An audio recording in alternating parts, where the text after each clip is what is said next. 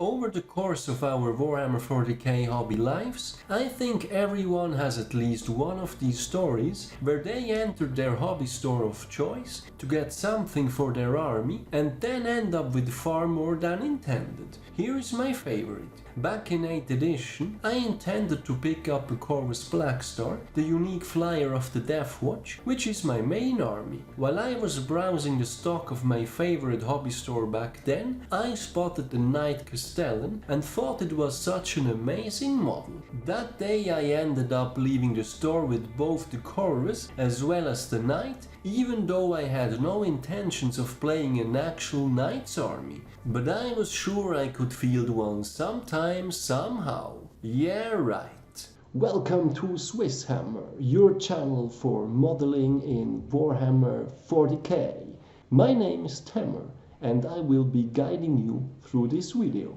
Over the course of this video, I will be covering the multiple modifications I have been doing for this model, namely installing various LEDs and a bunch of extra bits and custom parts. Hopefully, this will be some inspiration to you guys when you are doing something similar with your own Knight Castellan. The first step was picking the right LED kit for this model. For such an imposing one, I wanted to have a solid number of lights spread across the model. In the past, I have used a few different kits, but this time I returned to the very same one I used for my Corvus Blackstar. After all, these models were already sharing a kinship. So I went with the Warhammer 40k Stormraven Gunship Lighting Kit, link is in the description. For LEDs, it features 2 white, 2 blue, 2 red, 1 smaller red and 1 smaller green, in addition to 6 strands of white fiber optic loom and 2 strands of multicolor fiber optic loom. That's a lot of lights.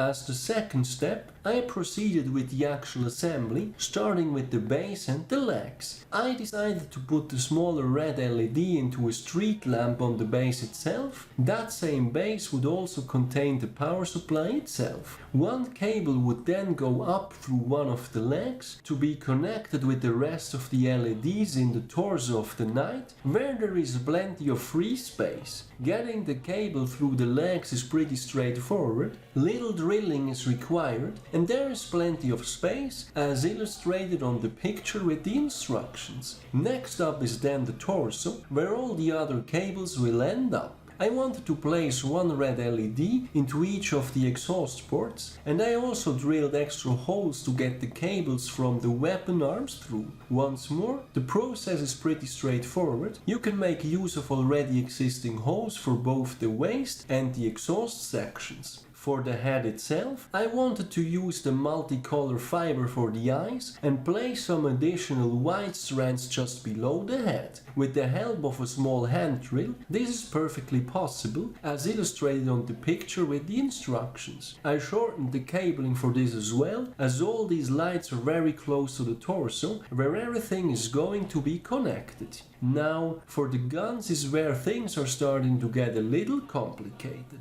I wanted 2 blue LEDs in the plasma weapon and 2 white LEDs in the other one. For the plasma weapon, I also cut away the cooling part on top of the weapon, or whatever that piece is, basically where the plasma can be seen. I replaced this with a transparent piece of plastic at the very end of the assembly to make the blue glow visible. The other LED I put into the muzzle area. The difficult part is drilling through the arm areas, as they are quite thin for fitting 4 cables. But again, nothing a hand drill cannot solve. Same approach for the other weapon. Here I drilled some extra holes in the chamber of the weapon to get the white LED to show, but other than that, it's the exact same approach as the first weapon, with the extra difficulty of getting the 4 cables through the arms. Once all the cables are in place, I recommend testing the full functionality before assembling the Knight any further. As can be seen on this picture, I connected all the cables without attaching torso and head, just to make sure that everything is working fine. This is also a great opportunity to shorten some of the cables. Once everything has been confirmed to work and fit into the torso, the Knight can then be fully assembled. Personally, I use the third-party Sisters of Battle theme for some of the frontal armor and the big piece on top of the knight, but also the default carapace can be used to fit the remaining LEDs. I use the remaining white and the single green LEDs for this. Once everything is assembled, it's time for a final lights test, just to make sure that everything is still working.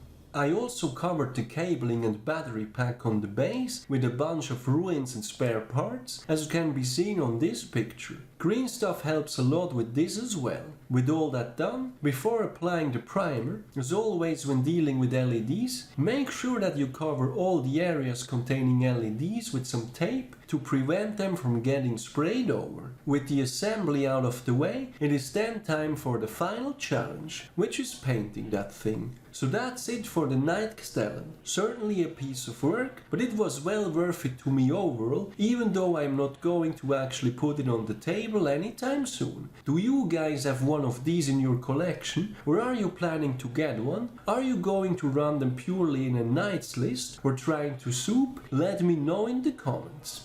Finally, I would also like to mention that there is a SwissHammer Facebook page where I will be posting links to my videos as well as articles I find of interest. I do read a lot about the hobby, but not all of it will always end up as its own video. I look forward to seeing you there as well. I do also have a Patreon page. If you like my content, any additional support is greatly appreciated, as it helps me invest into future videos. As always, thank you very much for watching, guys. Your continued support is greatly appreciated. I hope you have been enjoying this video. Give me a thumbs up if you did, and don't forget to subscribe if you haven't done so already. Thanks again, and see you next time.